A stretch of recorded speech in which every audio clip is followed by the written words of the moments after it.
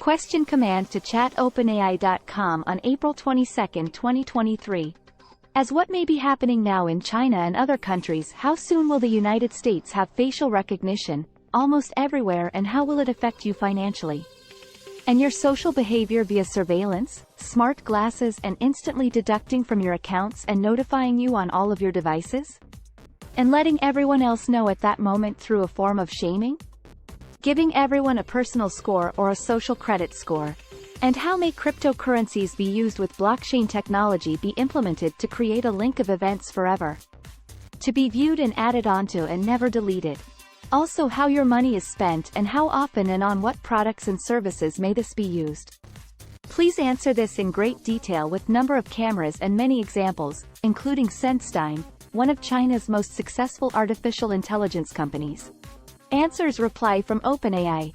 The use of facial recognition technology has been growing rapidly around the world, including in China, where it is being widely used for surveillance and social control. While the use of such technology in the United States has not yet reached the levels seen in China, there are already concerns about its potential impact on privacy and civil liberties.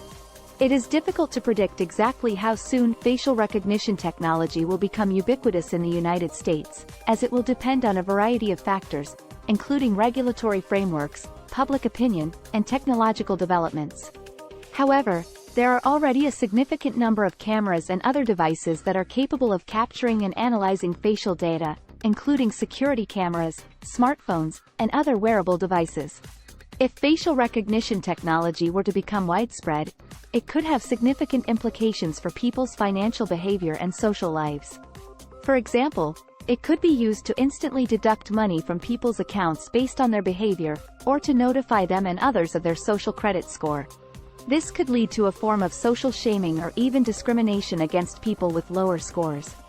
It is also possible that blockchain technology and cryptocurrency could be used in conjunction with facial recognition technology to create a permanent record of people's financial transactions and other behaviors.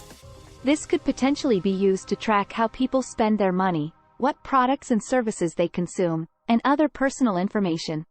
SenseTime, one of China's most successful artificial intelligence companies, is a good example of the potential of facial recognition technology. The company has developed a range of applications for facial recognition, including security and surveillance systems, virtual reality experiences, and even personalized shopping experiences. However, it has also been criticized for its role in supporting China's social credit system, which has been used to restrict the freedom and movement of millions of Chinese citizens. Continue with added elements of human slavery and incarceration and forced labor, and with little food and water conditions that we know of, and how many people are in these forced conditions around the world, including the United States, India, China, Southeast Asian countries, and more. Facial recognition technology has the potential to exacerbate human rights abuses such as human slavery and forced labor, particularly in countries where such practices are already widespread. The technology could be used to track and control the movements of individuals, making it easier for authorities or employers to monitor and control their behavior. Unfortunately, forced labor and modern-day slavery remain significant problems around the world, affecting millions of people. According to the International Labour Organization, ILO, an estimated 24.9 million people were in forced labor globally in 2016. This includes forced labor in various forms, such as domestic work, construction, agriculture, and manufacturing. China and India are among the countries with the highest numbers of people in forced labor, according to the ILO. In China, forced labor is particularly prevalent in the production of goods such as textiles, electronics, and toys. India has a significant problem with bonded labor, where workers are forced to work in order to pay off debts owed by themselves or their families. Southeast Asian countries such as Malaysia and Indonesia are also known to have significant problems with forced labor, particularly in industries such as agriculture, fishing, and domestic work. In some cases, workers are trafficked from other countries and forced to work in these industries under extremely poor conditions, with little food or water and inadequate medical care. In the United States, forced labor and modern-day slavery also exist, although the problem is not as widespread as in some other countries. Forced labor is most prevalent in industries such as agriculture, domestic work, and construction, and can affect both foreign and domestic workers. It is important to recognize that forced labor and modern-day slavery are serious human rights abuses that can cause significant harm to individuals and communities. It will be essential for governments, businesses, and individuals to work together to address these issues, including through the use of technology such as facial recognition. While technology can play a role in identifying and preventing forced labor and human slavery, it must be used in a responsible and ethical manner to ensure that the rights and dignity of all individuals are protected. Continue to explain how cryptocurrencies can function in these conditions. Cryptocurrencies, such as Bitcoin and Ethereum, operate on blockchain technology, which is a decentralized ledger system that records all transactions in a tamper-proof and transparent manner. This technology has the potential to play a role in addressing some of the issues related to forced labor and modern-day slavery. One way in which cryptocurrencies can function in these conditions is by providing a secure and anonymous way for workers to receive payment for their labor. In situations where workers are exploited and underpaid, they may not have access to traditional financial systems or may be afraid to use them due to concerns about retaliation or legal issues.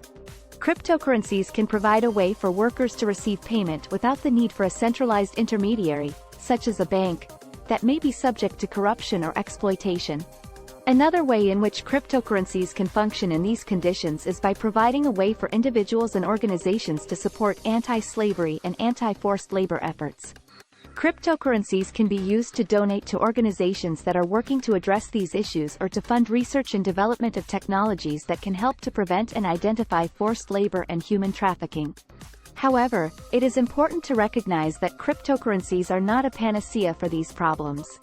They can be subject to speculation and price volatility, which could create challenges for workers and organizations using them for financial transactions.